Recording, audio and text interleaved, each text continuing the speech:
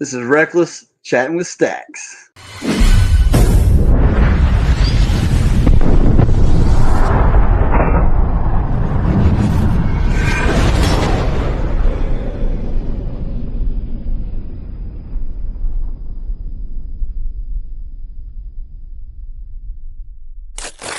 Welcome to this episode of Chattin with Staxx. I'm your host, Bill Staxx, and today I got Reckless.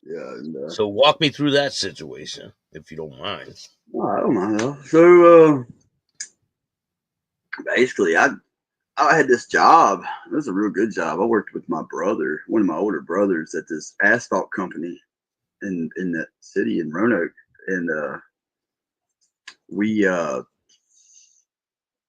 best friend at the time, he was in he went to a rehab for being an alcoholic, and he met this chick while he was there. Of course, it's probably never a good idea to mix that, but he later, after months or stuff, after getting out, found out that she was like a drug addict, and she would do stuff behind his back. She was stealing money out of his vehicles and doing. Anyway, so he got mad when he found out that she had actually a full-time live-in boyfriend, and she was a call girl. She's in rehab. What does he expect? Like, he's a jackass, but I still, you know, it is this. So we seen her get in a van with a dude one time, right? And he's like, what the fuck? Like, we were coming around a corner. He's like, so he called her up, and he found out that she's a call girl. That's what she's getting in the van for. And he wanted to kind of scare her one night or leave a message. And so we built this freaking pipe bomb after doing it multiple times and throwing them out in various locations for shits and giggles and making just the woods, right? Just the woods and things like that. Well, I don't know, not really, because this one time, like, one of the evidence against us was they found the remnants and found out that we had did it in a cemetery one time, riding by, just tossed it into the entrance of a cemetery. Yeah, and so we, but this time, she had one of the big city garbage cans pushed up to her back door at her house. We pulled up in the alleyway, and I ran over there and I dropped this thing in there and I lit this fuse and jumped back in the car. And basically, I was the most athletic person in this whole group of people I used to hang out with, so I was the one doing the running. And yeah, dropped it in there, got in the vehicle, we drove it off. It was 2 blocks away before that thing went off, and it was outrageous. It melted the siding on the house.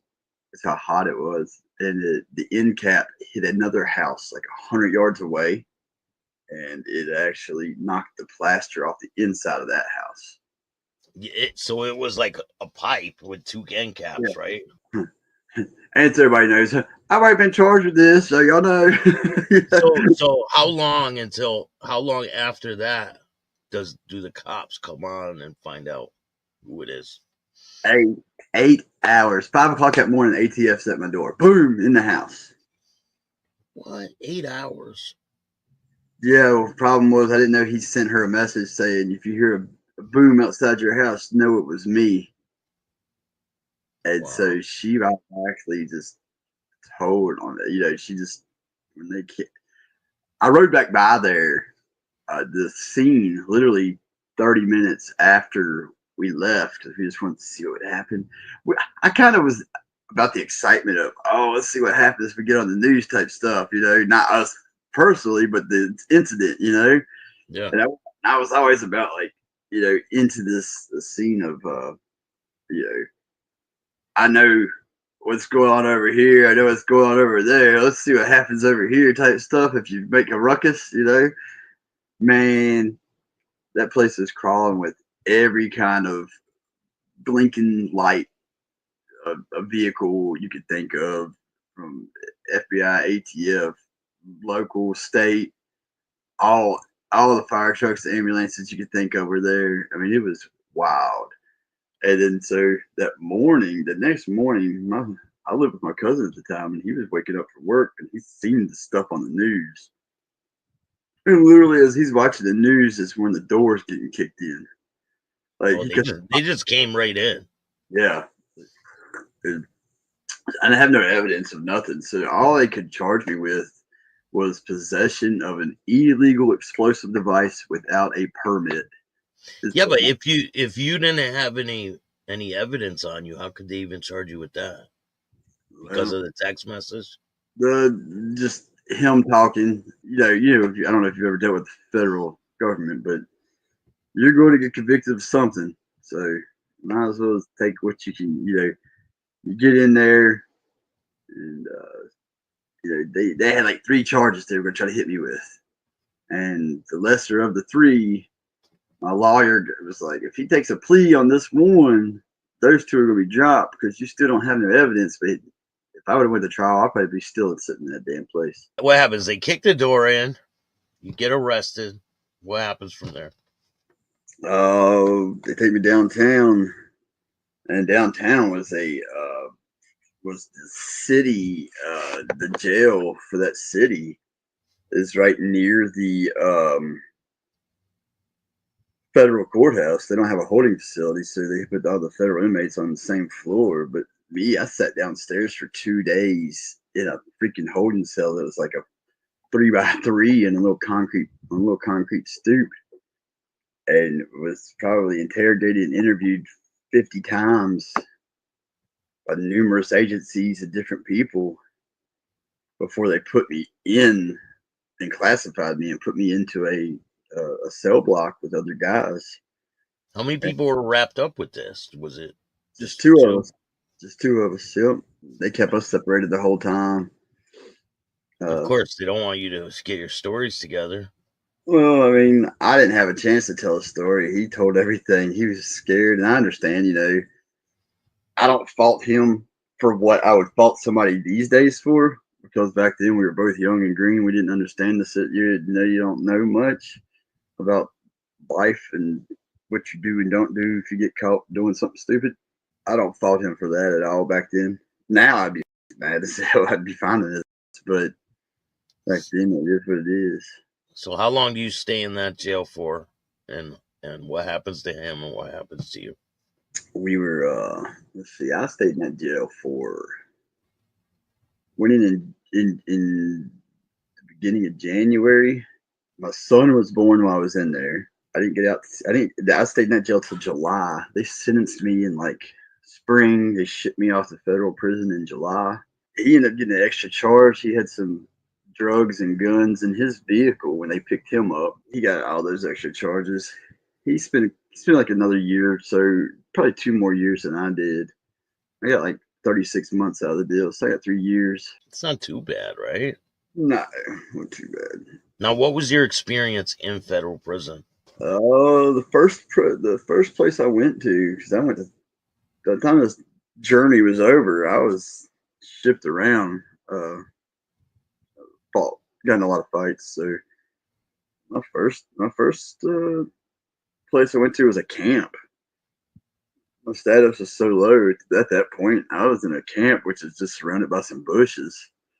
You ain't supposed to go past. But I still got to do some cool stuff. I ended up would go down to the main highway because I worked on the landscape crew. Yeah, I'd go on the main highway and pick up boxes of cigarettes for guys that had them dropped off. So put them in the arms of my jacket in the wintertime. Yeah. And walk back in. Was it considered a violent crime? The crime you did? No, it wasn't. No, that's where everybody gets confused. I tell them the story. They're like, "How are you a convicted felon and you were at the camp and then you got to do all this stuff and now, but you don't have a violent?" I was like, "Because I'm not. My crime was not considered violent because I didn't do any bodily harm to nobody. I'm just charged with the possession of the device without a permit." So if someone would have got hurt, it would have been a different story, right? Oh yeah. If somebody would have been hurt, yeah, you probably wouldn't see me again. Yeah, you'd still be in there. Yeah, but yeah, after months of being there, I like to play guitar and stuff. So we had this band called the Dapper Dan Band. It's kind of cool. Prison. Yeah, we would play music in this in this area where it was the visitation room, and so we would play on certain times of the week, and for sometimes we would even the guys could come over, you know, during certain hours and listen to us play and stuff. We play like southern rock and some, 80s hair metal stuff and stuff like that. It makes you feel like you're not even in prison, right? When you're doing stuff like that. It was what got me through some of my time there, I guess. But I met some good guys who got some bad breaks. They had to eat it for some other guys who shouldn't have got a break type stuff, and that's how these guys.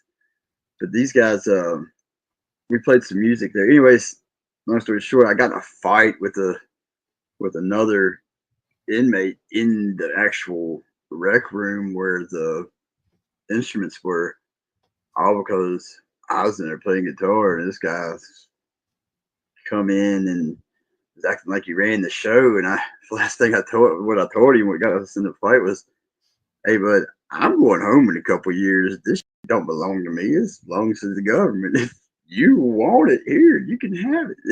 You know what I mean? Like you act like this one particular guitar I'm playing is yours. Yeah, a lot of times inmates act like that, I'm like, dude, I'm not going to be subsidized where I'm living this life because this is what I want to do and because this is who I am. This is what they asked me to do at the moment. They don't have no control over me. This is just a mind game that they put on people, when you're in prison, and stuff like that. So if you want it, here you go. But I was kind of aggressive about it, you know. So anyway, we got a fight, and I ended up in a hole for 90 days. That's a long time. Yeah, it was a long time. It was crazy. That's a long time in the hole. I remember when I went in.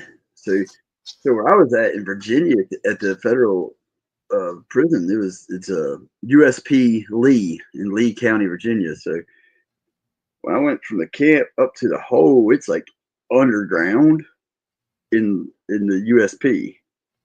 So in the basement area, you don't really have no sunlight or nothing. You could see through this little crack, but it's way up there. It's up at the top type deal, where a little bit of sunlight does come in. And I was locked down 24 hours a day. I never got to get out of my cell due to my status at the time. I didn't have a status no more. I was no longer a camp. They couldn't put me out there with people for a wreck with higher situations, Yeah. So they never let me out. And then one day they came and got me, and lo and behold, they put me in a room with all of them guys anyways, and we're all getting on the bus. We're going for a ride. And go to another place, right? Yeah. I ended up in Atlanta, Georgia. How long, okay, so you're taking that bus ride. How long is that ride? And when do they let you use the bathroom on the bus? The bus has a bathroom in the back. And it's just a cage or the toilet. And there's a guard that sits right beside that toilet with a shotgun. And you're shackled, right? Yes. So there's no taking a dump on that thing. If you do, you're brave. And peeing on that thing is another option that, if you got to go, you got to go. Might as well do it. But it's a real difficult situation because they don't standing up and you're like this, right? You're shackled to your waist. You're shackled here. You know what I mean? They don't uncuff you to do it. You got to figure out how to do it without pissing on yourself. But it was like a 12-hour ride on a bus. So are they stopping along the way?